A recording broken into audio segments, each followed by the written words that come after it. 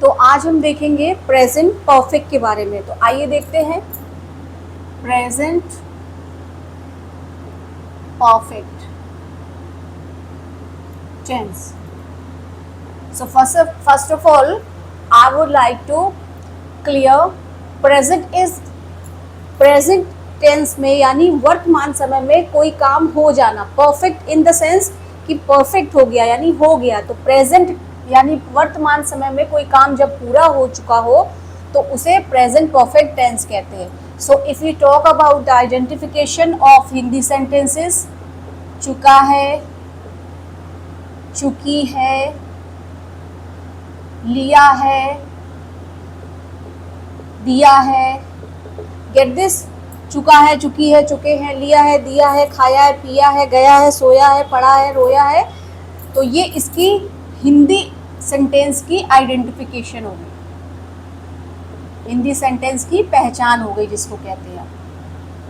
Okay, और अगर हम फॉर्मूले की बात करें तो first of all I always told all of you if we are going to make Hindi sentences to English sentences, so first of all in case of Hindi we use or we have to write subject. So first of all subject and the helping verb of has, have, had and verb की third form, ये हमें मिल रही है helping verb,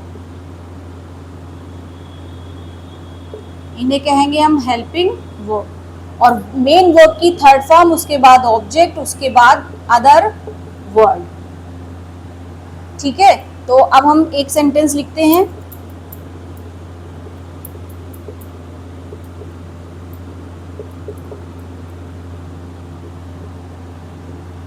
मैं खाना बना चुकी हूं। वन मोर सेंटेंस, मैंने खाना बना लिया है। आप देख सकते हैं दो सेंटेंस अलग अलग तरीके से लिखे हैं बट हैं दोनों क्या, प्रेजेंट के परफेक्ट ही, क्योंकि ये भी बताया मैंने कि चुकी है, चुका है आएंगे, लिया है, दिया भी आएंगे। अब इसको हम मेकिंग इसकी करेंगे अकॉर्डिंग टू फॉर्मूला। तो एट फर्स्ट सब्जेक्ट, सब्जेक्ट दोनों ही स्थितियों में क्या आएगा, आई, और यहाँ पर हमें हैज और हैव मिला है, तो हैज सिंगुलर सब्जेक्ट और have plural subject. Okay, so I have बनाना cooked food, I have cooked food. देखिए कुक होती है फर्स्ट फॉर्म, कुक्ड होती है सेकंड फॉर्म, और थर्ड फॉर्म भी कुक्ड, और आईएनजी फॉर्म होगी कुकिंग। तो यहाँ पर जब हम लोग हैज हैव का यूज करते हैं तो हमेशा याद रखिए परफेक्ट जो भी टेंस होगा, प्रेजेंट का परफेक्ट हो, पास्ट का परफेक्ट हो, फ्यूचर का परफेक्ट हो, हमेशा वर्ब की हम तीसरी फॉर्म का यूज करेंगे। ये चीज याद रखनी है आपको। और सिंगुलर सब्जेक्ट, प्लूरल सब्जेक्ट मैं हर बार बताती हूँ सेंटेंस में।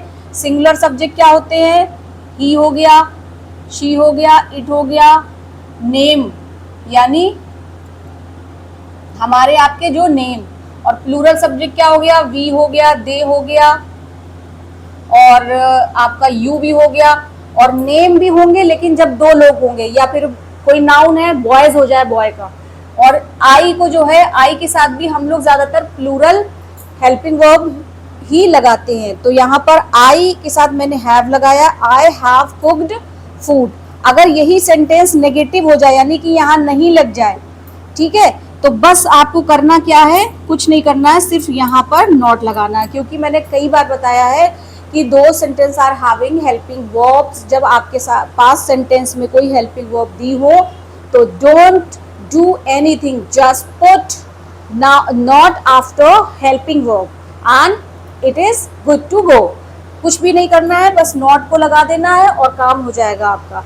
अब बात करते हैं इंटेरोगेटिव में। देखिए क्या होता है इंटेरोगेटिव सेंटेंस, क्या मैं खाना बना चुकी हूँ, मैं खाना कब बना चुकी हूँ।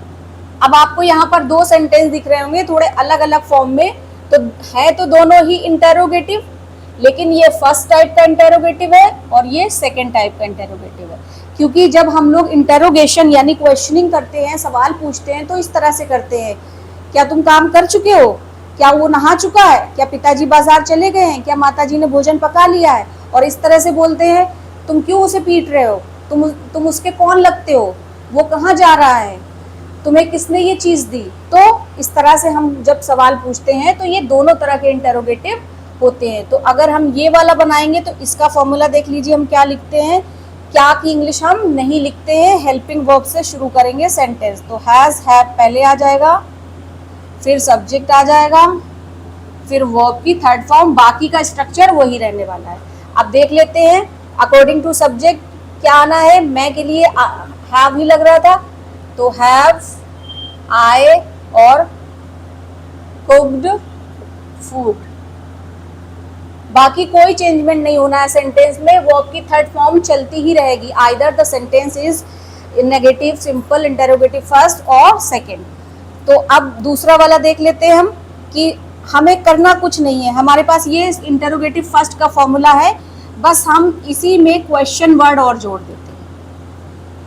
लॉजिक से थोड़ा समझिएगा कि इसी फॉर्मूले में हमने क्वेश्चन वर्ड जोड़ दिया। तो कब, यानी इसकी इंग्लिश हम पहले लिखेंगे क्योंकि क्वेश्चन वर्ड फॉर्मूले में ऐसे बोल रहा है। तो व्हेन का होता है कब, उसके बाद हैज ऑफ में से हैव और आई कुक्ड फूड, और ये देखिए हमारा सेंटेंस हो गया है। तो अभी के लिए tata bye bye. I hope कि आप लोगों को ये समझ में आया होगा। नेक्स्ट सीरीज में मैं एडवांस सेंटेंस दूंगी, तब तक के लिए बाय बाय।